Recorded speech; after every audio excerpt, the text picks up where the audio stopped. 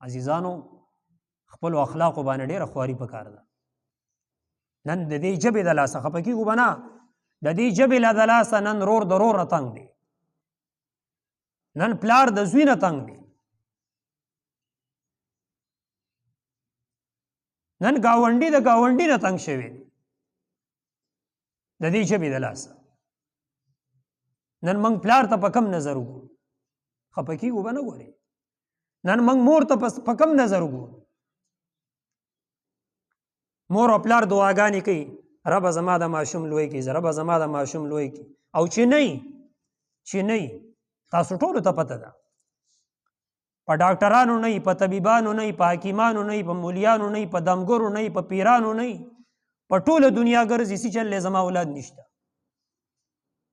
او چې طرف فیصله وشي او الله رحم وکړي او الله رب العزت ورله بچی ورکړي، نو بیا هغه وړوکې شان بچی دا د مور او پلار ورسره څومره مینه د هغه سره څومره خواري کوي هغه ماشوم لویږي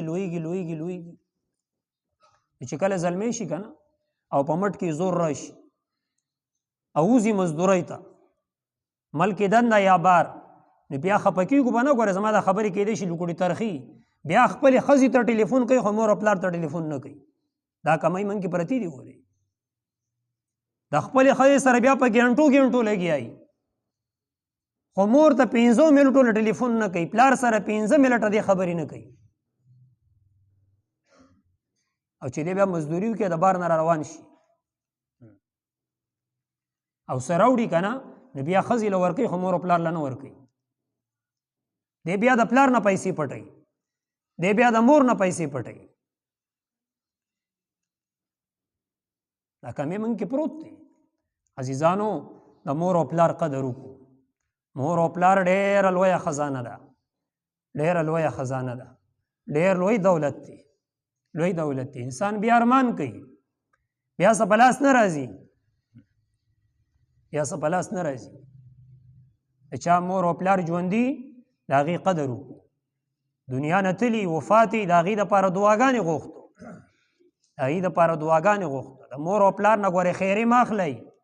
دا خبره یاد ساتئ، د مور او پلار د ازار نه ځان ساتل. بیا د روژې په دې مبارکه میاشت کې که لاس یې درپسې اوچت که که نه، نو ګورې بیا به ګورې حالات به دې ډېر ګډوډ وي. بعضې کسي یو کس و زما مور او پلار هغې ماله څه کړي دي، خفه کېږو به نه. دا نن چې موږ وایي کشران زموږ خبره نه مني، دا د مور او پلار ګناه دی. سوال نه پیدا کېږي چې ستا کشر ستا خبره ونه مني. کشر ولې خبره نه مني؟ مور او پلار هغې ته ادب نه خوري. ما په دې خپلو غوږونه اورېدلي، مور یې ناسته ده، 2 بچي ناست دي، دواړه ماشومان یو بل ته لګیاري د مور کنځل کوي. اوس دا مور ورسره ناسته ده، پکار ده چې د دواړو نه یو تنبوي، سپېړه وله ورکړي، لخته وله ورکړي. د مور او د پلار په مخ کې بچي یو بل ته کنځل کوي، مور او پلار یې څه نه وایي. دا ګناه د بچو ده که د مور او پلار دی؟ دا د مور او پلار ګناه دی. عزیزانو په خپلو کشرانو باندې نظر ساتل. نن ګورې دا کشر کول خفه کېږو نه، ډېر بل طرف ته روان دي. ډېر عجیبه دور راغلی، ډېر د نشو دور دی،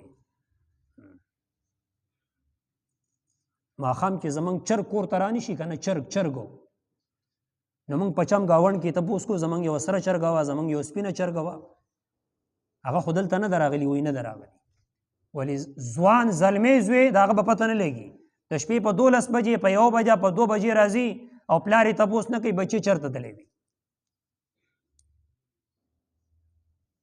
سبا بیا منګولې مروړي. دا د مور او پلار حق دی، دا د مور او پلار ذمواري ده. په کشرانو باندې نظر ساتل دا دوی له پکار دي.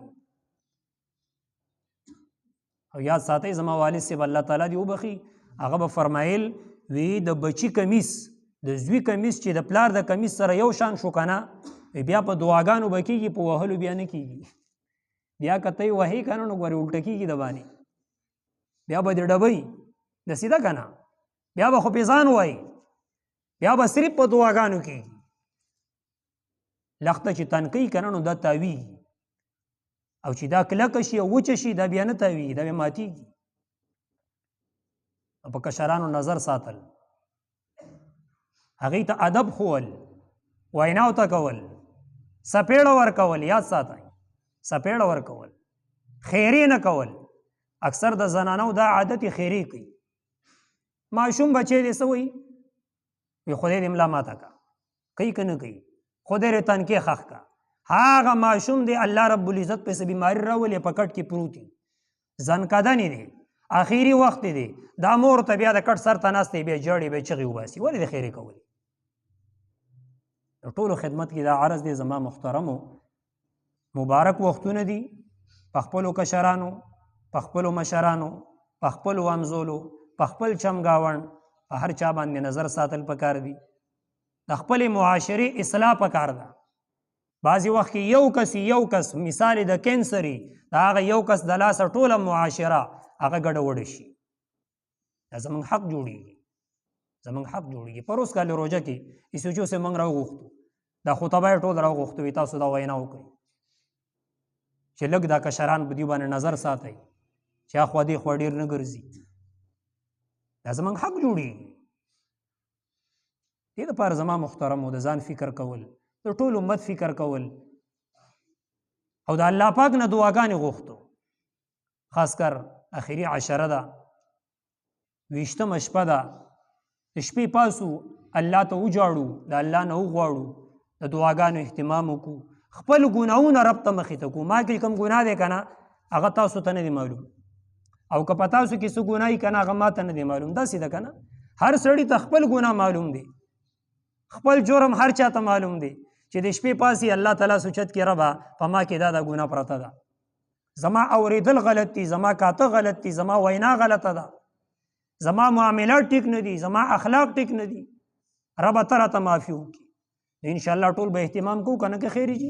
د خپلو منځونو م اهتمام کول، د قرآن د تلاوتو م اهتمام کول، د دعاګانو م اهتمام کول زما محترمو دا ډېر ضروري دي.